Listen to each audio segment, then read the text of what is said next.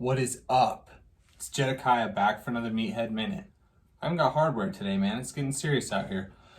Okay, so if you saw my story the other day, I asked some questions about organically produced food. And this Meathead Minute might be like a couple Meathead Minutes, so you can hang around if you want.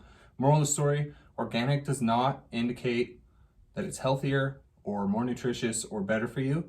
But I found some really cool data. I thought I'd just kind of splurge some of it out. I'm lucky that I have access to a ton of health science databases through my university, obviously. So I dug into some stuff because I'd seen things that said both ways as far as like what's better, what's worse, whatever. So in 2012, the American Academy of Pediatrics released a big report.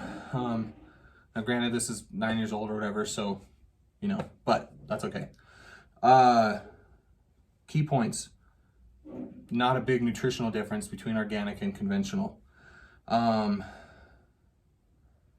direct evidence of clinically relevant nutritional difference. So that's good. That means like at the micronutrient vitamin level, there's not enough of a difference to make a big deal. So if you're concerned about that, and you know, organic stuff can cost like 50% more than conventional stuff. So if that's a big deal and you're worried about the nutrient content, maybe you don't need to worry about it. One of the things that is different is pesticide residues. Conventionally produced stuff does have more pesticide residue. However, as they note, that doesn't necessarily mean that it's not healthy. The levels that are found are still within safe levels that have been deemed over years and years and years of research. And I'm not pulling this from this report specifically, but some of the other reports that I read talked about how some of the substances used in organic farming don't have long-term data. And so we can't say for sure if the small residues that are there are good, bad, whatever. Doesn't mean they are, doesn't mean they aren't.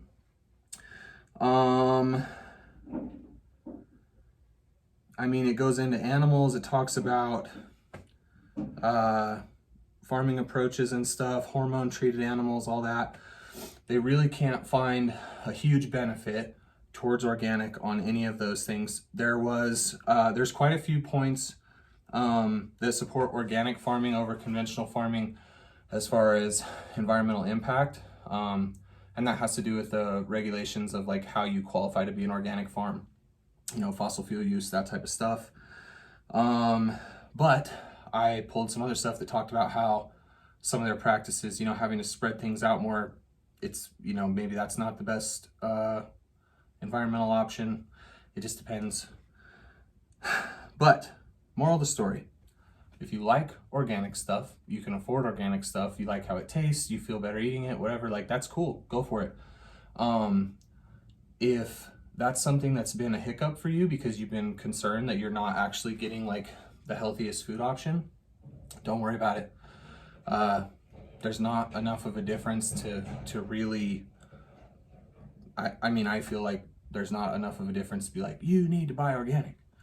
The numbers just don't match up to make that statement.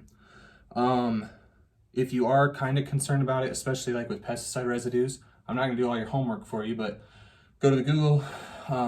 There's some, I found lists before that talk about like the dirty dozen or whatever that are like the produce that has the most pesticide residue. And if you're concerned about that and have price concerns as well, maybe look at organic options on some of those versus conventional, and then know that the rest of the stuff, there's not that, you know, it's not that big of a deal. But anyways, this was cool. I like digging into it.